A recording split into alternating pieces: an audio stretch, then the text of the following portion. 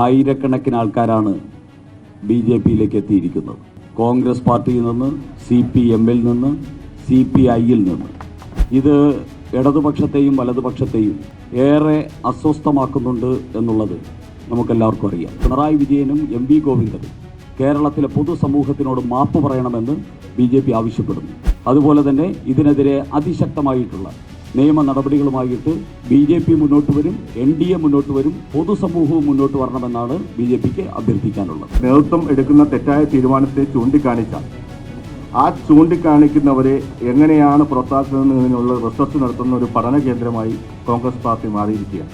കുറേ സ്ഥിരമായി മത്സരിച്ച് തോക്കുന്ന, വല്ലപ്പോഴും മാത്രം ജയിക്കുന്ന കുറേ സ്ഥിരം മുഖങ്ങളെ ഉൾപ്പെടുത്തിക്കൊണ്ട് ഒരു സ്ഥാനാർത്ഥി പട്ടികയാണ് ഇന്നലത്തേതോടുകൂടി കോൺഗ്രസിൽ നിന്നും പുറത്തു വന്നിരിക്കുന്നത്. ഇനിയിപ്പോൾ ആകാശ് തില്ലങ്കരിക്കും, കൊടി സുനിക്കും, കിർമാണി മനോജനുമൊക്കെ പരവതാനി വിരിക്കുന്ന ചടങ്ങുകൂടി മാത്രമേ ഇനി കോൺഗ്രസ് പാർട്ടിയിൽ ബാക്കിയുള്ളൂ.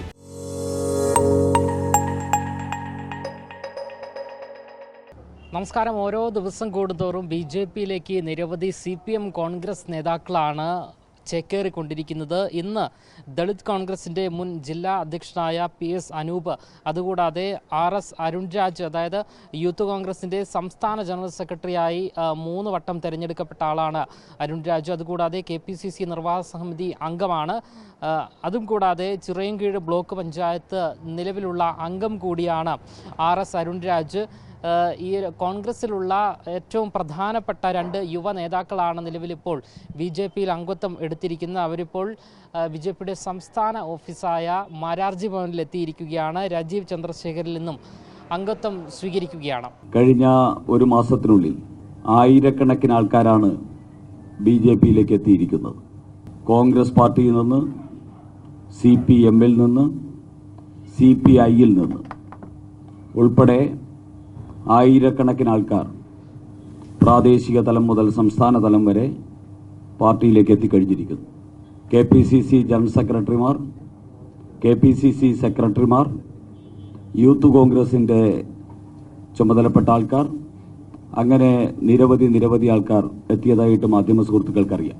അതോടൊപ്പം തന്നെ മുൻ MLA-മാർ, നിലവിലുള്ള MLA, അങ്ങനെയുള്ള ഇടതുപക്ഷ നേതാക്കന്മാരും ഇന്ന് BJPയിലേക്ക് എത്തിക്കഴിഞ്ഞിരിക്കുന്നു. CPM-ന്റെ ജില്ലാ കമ്മിറ്റി അംഗങ്ങൾ, കോൺഗ്രസിൻ്റെ ജില്ലാ നേതാക്കന്മാർ, CPM-ന്റെ ഏരിയ കമ്മിറ്റി അംഗങ്ങൾ, CPM-ന്റെ ലോക്കൽ കമ്മിറ്റി സെക്രട്ടറിമാർ തുടങ്ങി നിരവധി ആൾക്കാർ BJPയിൽ ചേർന്ന് കഴിഞ്ഞിരിക്കുന്നു. ഇത് ഇടതുപക്ഷത്തെയും വലതുപക്ഷത്തെയും ഏറെ അസ്വസ്ഥമാക്കുന്നുണ്ട് എന്നുള്ളത് നമുക്കെല്ലാവർക്കും അറിയാം. കാരണം കാലഘട്ടത്തിൻ്റെ ആവശ്യമാണ് BJPയോടൊപ്പവും NDAയോടൊപ്പവും നിൽക്കുക എന്നുള്ളത്.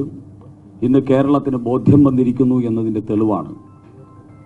ദശാബ്ദങ്ങളായിട്ട് 40-30 വർഷമായി CPM-ന്റെയും കോൺഗ്രസിൻ്റെയും നേതൃനിരയിൽ നിന്ന ജനകീയരായിട്ടുള്ള നേതാക്കന്മാർ BJPയിലേക്ക് എത്തുന്നത് കാലഘട്ടത്തിൻ്റെ ആവശ്യം BJPയാണ്, NDAയാണ് എന്നതിൻ്റെ തിരിച്ചറിവാണ്.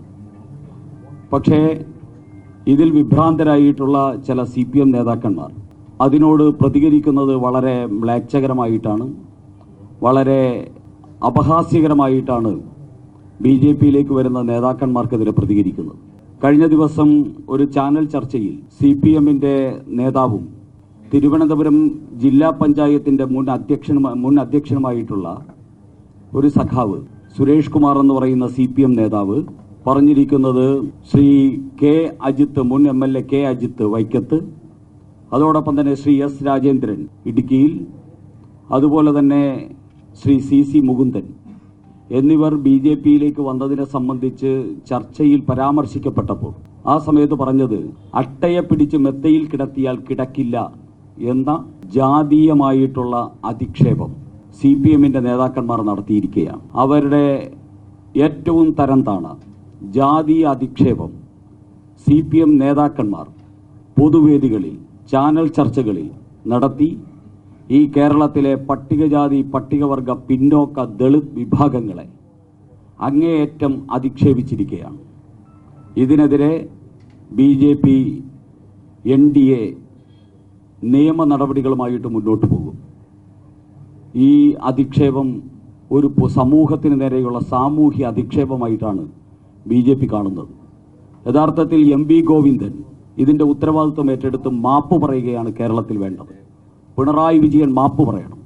CPM നേതാക്കന്മാർ ഒരു കാലത്ത് CPMന്റെ ചെങ്കൊടി ഉയർത്തിപ്പിടിച്ചിരുന്ന പട്ടികജാതി പുലയ വിഭാഗം, പട്ടികജാതി വിഭാഗം, പട്ടികവർഗ വിഭാഗം, പിന്നാക്ക വിഭാഗം, ആ പിന്നോക്ക വിഭാഗത്തെ മുഴുവൻ അട്ടയെ പിടിച്ച് മെത്തയിൽ കിടത്തിയാൽ കിടക്കില്ല എന്ന അധിക്ഷേപ വാക്ക്, ജാതി അധിക്ഷേപ വാക്ക് പറഞ്ഞതിന്റെ പേരിൽ പിണറായി വിജയനും MV ഗോവിന്ദനും കേരളത്തിലെ പൊതുസമൂഹത്തിനോട് മാപ്പ് പറയണമെന്ന് BJP ആവശ്യപ്പെടുന്നു. അതുപോലെ തന്നെ ഇതിനെതിരെ അതിശക്തമായിട്ടുള്ള നിയമ നടപടികളുമായിട്ട് BJP മുന്നോട്ട് വരും, NDA മുന്നോട്ട് വരും, പൊതുസമൂഹവും മുന്നോട്ട് വരണമെന്നാണ് BJPക്ക് അഭ്യർത്ഥിക്കാനുള്ളത്. ഇത് പറഞ്ഞുകൊണ്ട് BJPയിലേക്ക് പുതുതായിട്ട് കടന്നു വന്ന ഞങ്ങളുടെ നേതാക്കന്മാരെ ഞങ്ങൾ സ്വീകരിക്കുകയാണ്. അത് സ്വീകരിക്കുന്നത് പാർട്ടിയുടെ സംസ്ഥാന അധ്യക്ഷൻ ശ്രീ രാജീവ് ചന്ദ്രശേഖറാണ്. ആദ്യമായിട്ട് എനിക്ക് ഇവിടെ പരിചയപ്പെടുത്താനുള്ളത് ശ്രീ BS അനൂപ് എന്ന യുവ നേതാവിനെയാണ്. ആ BS അനൂപിനെ ഇന്ന് കേരളത്തിന് സുപരിചിതമാണ്. അദ്ദേഹം യൂത്ത് കോൺഗ്രസിന്റെ നിരവധി പോരാട്ടങ്ങളിലെ തിരുവനന്തപുരത്തെ മുഖമായിരുന്നു ശ്രീ BS അനൂപ്. BS അനൂപ് കേരളത്തിൽ തിരുവനന്തപുരത്ത് അറിയപ്പെടുന്ന ഒരു പിന്നോക്ക പട്ടികജാതി വിഭാഗത്തിൽ നിന്നുള്ള നേതാവാണ്. പട്ടികജാതി വിഭാഗത്തെ കോൺഗ്രസുമായിട്ട് അടുപ്പിക്കുന്നതിന് കഴിഞ്ഞ 2 ദശാബ്ദക്കാലമായിട്ട് ഏറെ പണിപ്പെട്ട ഒരു പ്രവർത്തകനാണ് ശ്രീ BS അനൂപ്. അദ്ദേഹം ദളിത് കോൺഗ്രസിന്റെ ജില്ലാ അധ്യക്ഷനായിരുന്നു. കഴിഞ്ഞ തെരഞ്ഞെടുപ്പിൽ ചിറയിൻകീഴ് അസംബ്ലി മണ്ഡലത്തിൽ നിന്ന് UDFന്റെ സ്ഥാനാർത്ഥിയായിട്ട് ശ്രീ BS അനൂപ് മത്സരിച്ചിരുന്നു. ഏകദേശം 10,000-ഓളം വോട്ടിന്റെ വ്യത്യാസത്തിലാണ് അവിടെ പരാജയപ്പെട്ടത്. ശ്രീ BS അനൂപ് കോൺഗ്രസിന്റെ ദളിത് പീഡനത്തിൽ പ്രതിഷേധിച്ചുകൊണ്ട് ഭാരതീയ ജനതാ പാർട്ടിയോടൊപ്പം ഒരുമിച്ച് പ്രവർത്തിക്കാൻ തീരുമാനിച്ചിരിക്കുന്നു.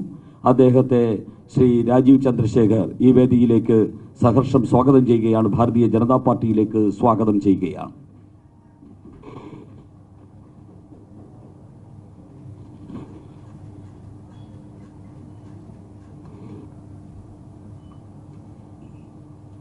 ഇവിടെ നമ്മളോടൊപ്പം ശ്രീ RS അരുൺരാജ്. RS അരുൺരാജ് 3 പ്രാവശ്യം യൂത്ത് കോൺഗ്രസിന്റെ സംസ്ഥാന ജനറൽ സെക്രട്ടറി, 3 ടേം യൂത്ത് കോൺഗ്രസിന്റെ സംസ്ഥാന ജനറൽ സെക്രട്ടറി ആയിരുന്ന യുവ നേതാവാണ്. കേരളത്തിലെ യുവജന പോരാട്ട വീഥിയിൽ അരുൺരാജിന്റെ മുഖം നമുക്കെല്ലാവർക്കും സുപരിചിതമാണ്. എത്രയോ വർഷങ്ങളായിട്ട് യുവാക്കളുടെ പോരാട്ടത്തിന് നേതൃത്വം നൽകുന്ന നേതാവ്. യൂത്ത് കോൺഗ്രസിന്റെ തിരുവനന്തപുരം, കൊല്ലം മേഖലയിലെ അനിഷേധ്യനായിട്ടുള്ള നേതാവ് എന്ന നിലയിൽ ശ്രദ്ധേയനായിരുന്നു. അതോടൊപ്പം തന്നെ കോൺഗ്രസിന്റെ KPCCയുടെ എക്സിക്യൂട്ടീവ് മെമ്പർ എന്ന നിലയിലും പ്രഖ്യാപിക്കപ്പെടാത്ത KPCCയുടെ സംസ്ഥാന സെക്രട്ടറിമാരുടെ പട്ടികയിൽ ഉള്ള ആളുമാണ് ശ്രീ RS അരുൺരാജ്. ശ്രീ RS അരുൺരാജ് ചടയമംഗലം സ്വദേശിയാണ്. അദ്ദേഹം ഇന്നു മുതൽ ഭാരതീയ ജനതാ പാർട്ടിയുടെ പ്രവർത്തകനായിട്ട് മാറുകയാണ്. 2 സഹപ്രവർത്തകരെയും ഞങ്ങൾ ഹൃദയപൂർവ്വം സ്വീകരിക്കുന്നു. അദ്ദേഹത്തെ ഷോൾ അണിയിക്കുന്നതിന് വേണ്ടി സംസ്ഥാന അധ്യക്ഷൻ ശ്രീ രാജീവ് ചന്ദ്രശേഖർ.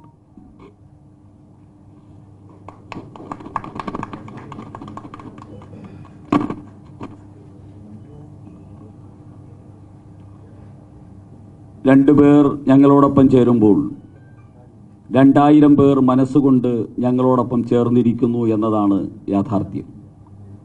ഞങ്ങളോടൊപ്പം നേരിട്ട് വന്ന് പാർട്ടിയിൽ അംഗത്വം എടുക്കാൻ കരുത്ത് കാണിക്കുന്ന ഇതുപോലെയുള്ള കുറേ ആൾക്കാരുണ്ട്, നേതാക്കന്മാർ ഉൾപ്പെടെ. പക്ഷെ മനസ്സുകൊണ്ട് ഭാരതീയ ജനതാ പാർട്ടിയിൽ അംഗത്വം എടുത്തു കഴിഞ്ഞ ലക്ഷക്കണക്കിന് ആൾക്കാർ ഇന്നുണ്ട്.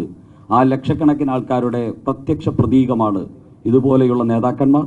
അതുകൊണ്ട് തന്നെ ഭാരതീയ ജനതാ പാർട്ടിയിൽ നേരിട്ടും മനസ്സുകൊണ്ടും അംഗത്വം എടുത്തിരിക്കുന്ന ലക്ഷക്കണക്കിന് ആൾക്കാരെ അഭിവാദ്യം ചെയ്യുന്നു.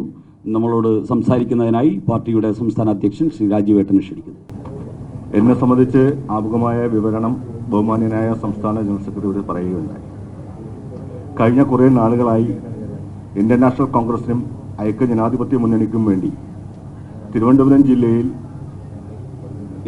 നമ്മുടെ വിയർപ്പും രക്തവും കൊടുത്ത് ആ പാർട്ടിയെ സംരക്ഷിക്കുന്നതിനും നിലനിർത്തുന്നതിനും വേണ്ടിയുള്ള പോരാട്ടങ്ങളിൽ നമ്മൾ ഉറച്ചു നിന്നിട്ടുള്ളവരാണ്. പക്ഷേ നേതൃത്വം കാലാകാലങ്ങളിൽ കാണിക്കുന്ന അനീതി നമ്മളെ ഈ പ്രസ്ഥാനത്തു നിന്നും ചവിട്ടി പുറത്താക്കുന്ന തീരുമാനത്തിലേക്ക് എത്തി നിൽക്കുകയാണ്.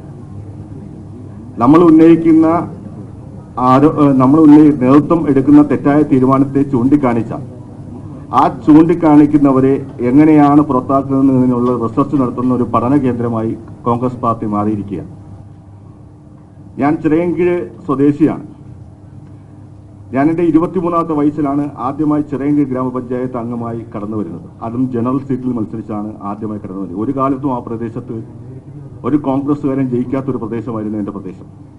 പിന്നീട് 2 തവണയും ഞാൻ ചിറയൻകീഴ് ഗ്രാമപഞ്ചായത്ത് അംഗമായി ജനറൽ സീറ്റിൽ നിന്നാണ് മത്സരിച്ചത്.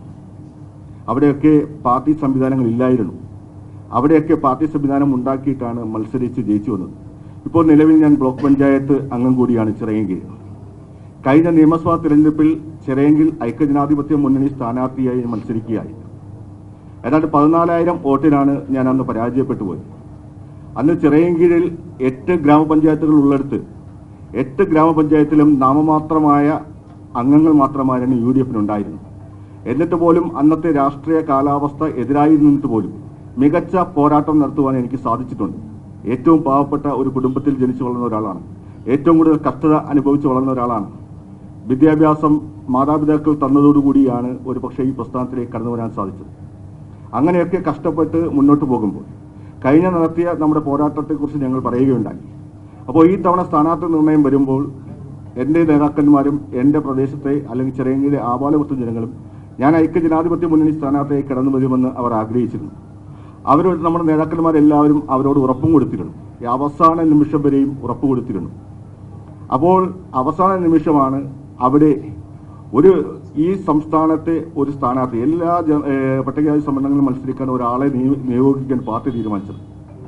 അവിടെ കോഴിക്കോട് ജില്ലയിൽ നിന്നുള്ള രമ്യ ഹരിദാസിനെ സ്ഥാനാർത്ഥിയാക്കാൻ അവിടുത്തെ പാർട്ടി പ്രവർത്തകരുടെ വികാരം മറന്നുകൊണ്ട് 14 മണ്ഡലം കോൺഗ്രസ് കമ്മിറ്റിയുടെ പ്രസിഡന്റുമാരിൽ 12 പേരും ഒരു കാരണവശാലും രമ്യ ഹരിദാസിനെ സ്ഥാനാർത്ഥിയാക്കരുതെന്ന് രേഖാമൂലം അറിയിച്ചതാണ്. നമുക്കറിയാം, നമ്മളിപ്പോൾ നിന്ന് പ്രസംഗിക്കുന്ന സ്ഥലം തിരുവനന്തപുരം ജില്ലയാണ്.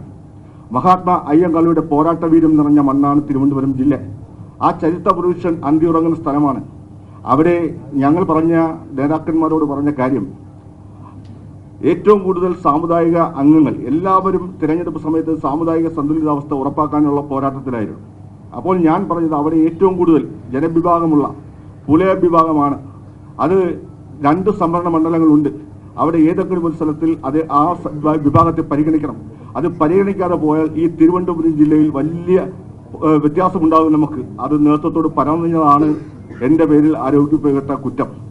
നിങ്ങളൊന്ന് ചിന്തിച്ചു നോക്കിയാൽ ഈ 14 ജില്ലയിലും ഈ പട്ടികജാതി വിഭാഗത്തിലെ വിഭാഗക്കാരെ അതിനെ പുലയ കമ്മ്യൂണിറ്റി എന്നോ തണ്ടാർ സർവീസ് സൊസൈറ്റി എന്നോ സിദ്ധനാഥ സഭ എന്നോ ഒന്നുമല്ല, പരിഗണന എല്ലാവർക്കും കൊടുക്കും. ഞാനത് തുല്യ നീതിക്കുള്ള പോരാട്ടത്തിലായിരുന്നു. ആ പറഞ്ഞതിന്റെ പേരിലാണ് എന്നെ കഴിഞ്ഞ കുറേ ദിവസമായി ആക്ഷേപിച്ചുകൊണ്ടിരിക്കുന്നത്. അവിടെ ഏറ്റവും വലിയ ജനവിഭാഗമായ പുലയ സമുദായത്തെ ഒഴിവാക്കാൻ തീരുമാനിച്ചപ്പോൾ ഞാൻ അതിനെക്കുറിച്ച് പറഞ്ഞു, അവരെ ഒഴിവാക്കരുത്. നിങ്ങൾക്ക് തിരുവനന്തപുരം ജില്ലയിൽ ഒട്ടനവധി ദളിത് നേതാക്കന്മാർ ഇവിടെയുണ്ട്.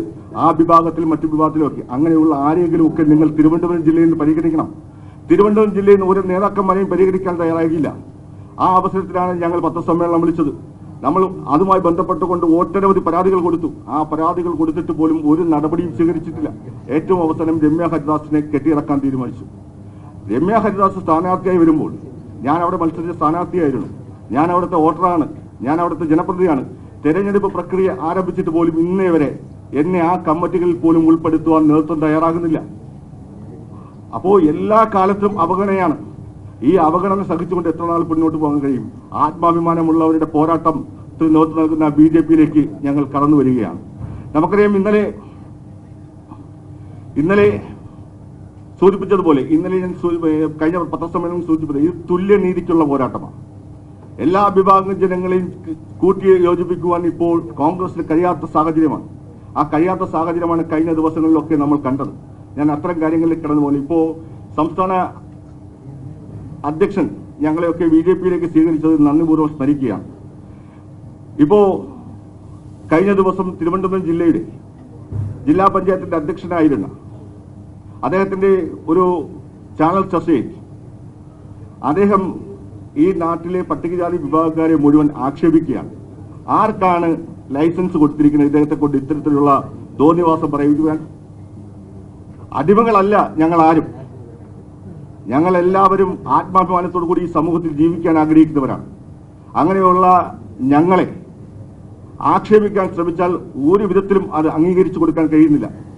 അദ്ദേഹം ജില്ലാ പഞ്ചായത്തിന്റെ അധ്യക്ഷനായിരുന്ന ആളാണ്. അദ്ദേഹം പട്ടികജാതി വിഭാഗക്കാരുടെ ആനുകൂല്യം വാങ്ങിച്ചുകൊണ്ട് ജില്ലാ പഞ്ചായത്തിലേക്ക് എത്തിയതാണ്. അദ്ദേഹമാണ് ബാക്കിയുള്ളവർ നമ്മുടെ അപരാധികൾ കൊണ്ട്, നമ്മുടെ ഓരോ എടുക്കുന്ന നിലപാടുകൾ കൊണ്ടാണ് മറ്റൊരു സ്ഥലത്തേക്ക് പോകുന്നത്. അവരെയൊക്കെ ആക്ഷേപിക്കേണ്ടത് ആരാണ് ഇദ്ദേഹത്തെ ചുമതലപ്പെടുത്തിയിരിക്കുന്നത്? അദ്ദേഹം പരസ്യമായി മാപ്പ് പറയണം. അല്ലെങ്കിൽ അദ്ദേഹം പട്ടികജാതി വിഭാഗത്തിന്റെ ആനുകൂല്യം പറ്റിക്കൊണ്ടാണ് ജില്ലാ പഞ്ചായത്തിലും മറ്റ് സംവിധാനത്തിലും കടന്നു വരുന്നത്. അങ്ങനെയെങ്കിൽ ഇനി അദ്ദേഹം അങ്ങനെയൊന്നും കടന്നു വരുന്നത് ഞാനൊക്കെ ജനറൽ സീറ്റിലേക്ക് മത്സരിക്കാൻ തീരുമാനിക്കുന്നത് അദ്ദേഹം തീരുമാനിക്കണം. അപ്പോൾ ഇതൊന്നും അംഗീകരിക്കാൻ കഴിയില്ല. ഈ അവഗണന ഒരിക്കലും മുന്നോട്ട് കൊണ്ടുപോകാൻ സഹിച്ച് അവിടെ നിൽക്കാൻ കഴിയാത്തതുകൊണ്ടാണ് ഇത്തരത്തിലൊരു തീരുമാനത്തിൽ ഞങ്ങൾ പറയുന്നത്. ഞങ്ങളുടെയൊക്കെ ചങ്ക് പിടക്കിയ, ഞങ്ങളുടെയൊക്കെ ശരീരത്തിൽ നിന്നും ഇത്രയും വർഷം 2000 തുടങ്ങിയ പോരാട്ടമാണ്. ഞങ്ങളുടെയൊക്കെ ചങ്ക് പിടഞ്ഞുകൊണ്ടാണ് ഞങ്ങൾ ഇവിടെ ഇരിക്കുന്നത്. പക്ഷേ ഇനിയും അവഗണന ഒരിക്കലും സഹിക്കാൻ കഴിയില്ല. എല്ലാവരോടും കമാൻഡ് ചെയ്യുന്ന തരത്തിലേക്കാണ് അവിടുത്തെ പ്രവർത്തനം നടക്കുന്നത്. അതുകൊണ്ട് അതൊന്നും അംഗീകരിച്ചു പോകാൻ കഴിയുന്നില്ല. അത് മാത്രമാണ് എനിക്ക് നിങ്ങളോടൊക്കെ പറയാനുള്ളത്. കഴിഞ്ഞ 10 വർഷക്കാലമായി പിണറായി സർക്കാരിൻ്റെ ജനവിരുദ്ധ നയങ്ങൾക്കെതിരെയുള്ള പോരാട്ടങ്ങളുടെ മുന്നണി പോരാളിയായി നിന്ന ഒരാൾ എന്നുള്ള നിലയിൽ സർക്കാരിനെ അധികാരത്തിൽ നിന്നും തൂത്തെറിയുവാൻ തക്കവണ്ണം ശേഷിയുള്ള അതിശക്തമായ യുവജന പ്രാതിനിധ്യമുള്ള, മണ്ഡലങ്ങളിൽ സ്വാധീനമുള്ള, ജയസാധ്യതയുള്ള സ്ഥാനാർത്ഥികളുള്ള ഒരു പട്ടിക കോൺഗ്രസും ഐക്യജനാധിപത്യ മുന്നണിയും പുറത്തിറക്കുമെന്ന് പ്രതീക്ഷിച്ചു നിന്ന ഒരു സാധാരണക്കാരനായ കോൺഗ്രസ് പ്രവർത്തകനാണ് ഞാൻ. പക്ഷേ വിസ്മയങ്ങൾ പ്രതീക്ഷിച്ചുകൊണ്ട് ഞങ്ങൾ കാത്തിരുന്ന കോൺഗ്രസിൻ്റെ സ്ഥാനാർത്ഥി പട്ടിക പുറത്തു വന്നപ്പോൾ ഞങ്ങൾ അസ്തപ്രജ്ഞരായിപ്പോയി. കാരണം 1996-2001 കാലഘട്ടത്തിലെ നായനാർ ഗവൺമെൻറ്റിനെതിരെ ശക്തമായ സമരങ്ങൾ നയിച്ച് 2001 ശ്രീ AK ആന്റണി ഗവൺമെൻറ്റിനെ അധികാരത്തിലേക്ക് കൊണ്ടുവരുന്നതിന് വേണ്ടി കഷ്ടപ്പെട്ട യൂത്ത് കോൺഗ്രസ് KSU പ്രവർത്തകർ, 2006-2011 കാലഘട്ടത്തിൽ അച്യുതാനന്ദൻ ഗവൺമെൻറ്റിനെതിരെ അതിശക്തമായ സമരങ്ങൾ നയിച്ച് ഉമ്മൻചാണ്ടി ഗവൺമെൻറ്റിനെ അധികാരത്തിലേറ്റുവാൻ വേണ്ടി കഷ്ടപ്പെട്ട KSU യൂത്ത് കോൺഗ്രസ് പ്രവർത്തകർ, കഴിഞ്ഞ 10 വർഷക്കാലമായി പിണറായി സർക്കാരിനെതിരെ കേരളത്തിൻ്റെ തെരുവോരങ്ങളിൽ പോരാട്ടം നടത്തുന്ന യൂത്ത് കോൺഗ്രസും KSUവിൻ്റെയും നേതാക്കൾ, ജനസ്വാധീനമുള്ള, മണ്ഡലങ്ങളിൽ സ്വാധീനമുള്ള യൂത്ത് കോൺഗ്രസിൻ്റെയും KSUവിൻ്റെയും നേതാക്കന്മാരെ മാറ്റി നിർത്തിക്കൊണ്ട് അജ്ഞാനവർത്തികളെയും അടിമകളായ നേതാക്കന്മാരുടെ അടിമകളായ ചില ആളുകളെയും മാത്രം ഉൾപ്പെടുത്തിക്കൊണ്ട് കുറേ സ്ഥിരമായി മത്സരിച്ച് തോക്കുന്ന, വല്ലപ്പോഴും മാത്രം ജയിക്കുന്ന കുറേ സ്ഥിരം മുഖങ്ങളെ ഉൾപ്പെടുത്തിക്കൊണ്ട് ഒരു സ്ഥാനാർത്ഥി പട്ടികയാണ് ഇന്നലത്തേതോടുകൂടി കോൺഗ്രസിൽ നിന്നും പുറത്തു വന്നിരിക്കുന്നത്. ഏറ്റവും വലിയ വിരോധാഭാസം CPMൻ്റെ ആയ കാലത്ത് CPMന് വേണ്ടി പ്രവർത്തിച്ച് അധികാരത്തിൻ്റെ എല്ലാ ശ്രേണികളിലും എത്തി MLAമാരായവർ, MP മാരായവർ, ബോർഡിൻ്റെയും കോർപ്പറേഷൻ്റെയും ചെയർമാൻമാരായവർ, ജില്ലാ പഞ്ചായത്ത് പ്രസിഡന്റുമാരായവർ ഉൾപ്പെടെയുള്ള ആളുകൾ. അതിലൊരാൾ കഴിഞ്ഞ ദിവസം പത്രസമ്മേളനത്തിൽ പറയുന്നത് പിണറായി സർക്കാർ വീണ്ടും അധികാരത്തിൽ വരണമെന്ന് ആഗ്രഹിക്കുന്ന ഒരാളാണ് ഞാൻ, ശ്രീ G. സുധാകരൻ. 2 തവണ MLAയും ജില്ലാ പഞ്ചായത്ത് പ്രസിഡന്റുമായിരുന്ന ശ്രീമതി ഐഷ പോറ്റി. പീഡനത്തിൻ്റെ തീവ്രത 2 ആഴ്ച മുമ്പ് വരെ ഞാനടക്കമുള്ള കോൺഗ്രസ് പ്രവർത്തകർ അളന്നുകൊണ്ടിരുന്ന ശ്രീ PK ശശി. ഏറ്റവും വേദനാജനകമായ കാര്യം, കണ്ണൂർ ജില്ലയിലെ അക്രമ രാഷ്ട്രീയത്തിനും കണ്ണൂർ ജില്ലയിലെ കൊലപാതക രാഷ്ട്രീയത്തിനും ചുക്കാൻ പിടിച്ച നേതൃത്വം നൽകിയ CK ഗോവിന്ദനെയും കുഞ്ഞികൃഷ്ണനെയും പോലെയുള്ള CPMൻ്റെ ക്രിമിനലുകൾക്ക് കുടപിടിക്കുന്ന നേതാക്കന്മാരെ പിന്തുണച്ചുകൊണ്ടുള്ളൊരു പട്ടികയാണ് ഐക്യജനാധിപത്യ മുന്നണിയും കോൺഗ്രസും ഇന്നലത്തേതോടുകൂടി പുറത്തുവിട്ടിരിക്കുന്നത്. ഞങ്ങളൊക്കെ വളരെ വേദനയോടുകൂടി എല്ലാ യോഗങ്ങളിലും സംസാരിക്കുകയും ഞങ്ങളുടെ പാർട്ടി മീറ്റിങ്ങുകളിലും പബ്ലിക് മീറ്റിങ്ങുകളിലൊക്കെ പറയുകയും ചെയ്യുന്ന രക്തസാക്ഷികളുടെ പേരുകളുണ്ട്. കൃപേഷ്, ശരത് ലാൽ, ഷുഹൈബ്.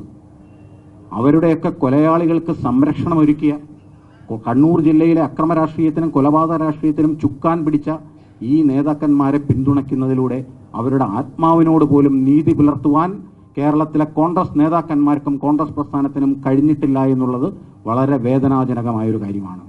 ഇനിയിപ്പോൾ ആകാശ് തില്ലങ്കരിക്കും കൊടിസുനിക്കും കിർമാണി മനോജിനുമൊക്കെ പരവതാനി വിരിക്കുന്ന ചടങ്ങുകൂടി മാത്രമേ ഇനി കോൺഗ്രസ് പാർട്ടിയിൽ ബാക്കിയുള്ളൂ.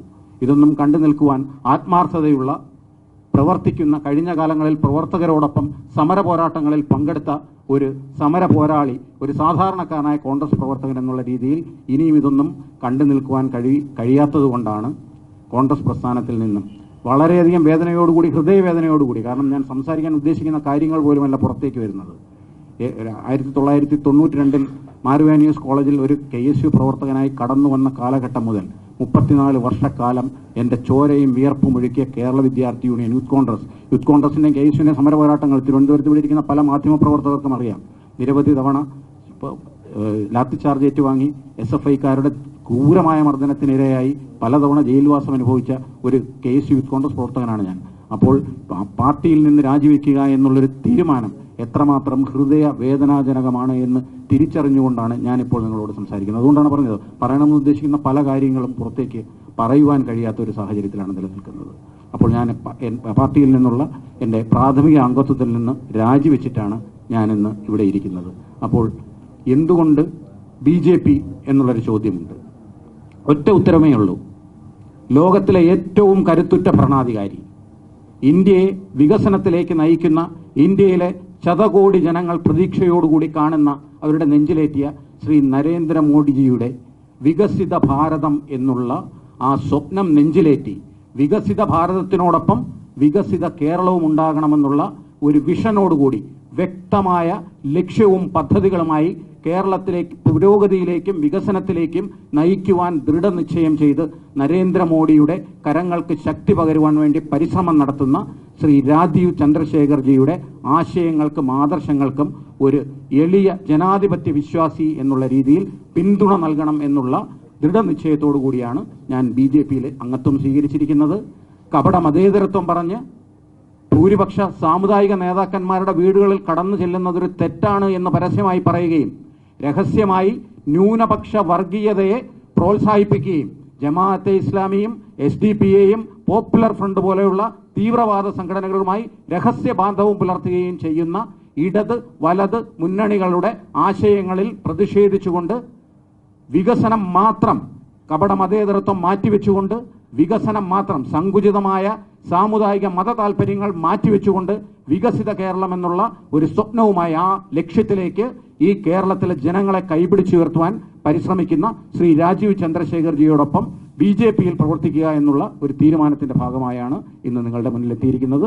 സഹകരിച്ച, എന്നെ സ്വീകരിച്ച BJP നേതൃത്വത്തിന്, BJPയുടെ സംസ്ഥാന പ്രസിഡന്റ് ഉൾപ്പെടെയുള്ള BJPയുടെ നേതൃത്വത്തിന് നന്ദി രേഖപ്പെടുത്തുന്നു. ഇത്രയും സമയം എന്നെ ക്ഷമയോടുകൂടി കേട്ടിരുന്ന എൻ്റെ മാധ്യമപ്രവർത്തകർക്ക് 1000 നന്ദി പറയുന്നു. കൊല്ലം ജില്ലയിലുള്ള ദളിത് കോൺഗ്രസ് മുൻ ജില്ലാ അധ്യക്ഷനായ PS അനൂപ് ചോദിക്കുന്ന ഒരു പ്രധാന ചോദ്യം, ചിറയൻകീഴിൽ രമ്യ ഹരിദാസിനെ എന്തിനാണ് കോൺഗ്രസ് സ്ഥാനാർത്ഥിയാക്കി കെട്ടിയിറക്കിയിരിക്കുന്നത് എന്നുള്ള ചോദ്യമാണ്. ഇതിൽ മനം നൊന്തുകൊണ്ടാണ് നിലവിലിപ്പോൾ കോൺഗ്രസ് പാർട്ടി വിട്ട് BJPയിലേക്ക് എത്തിയിരിക്കുന്നത് എന്നാണ് അദ്ദേഹം മാധ്യമങ്ങൾക്ക് മുൻപിൽ വ്യക്തമാക്കിയിരിക്കുന്നത്. ക്യാമറമാൻ അഖിൽ അശോകനൊപ്പം അമൽ രുദ്ര, മറുനാടൻ മലയാളി, തിരുവനന്തപുരം.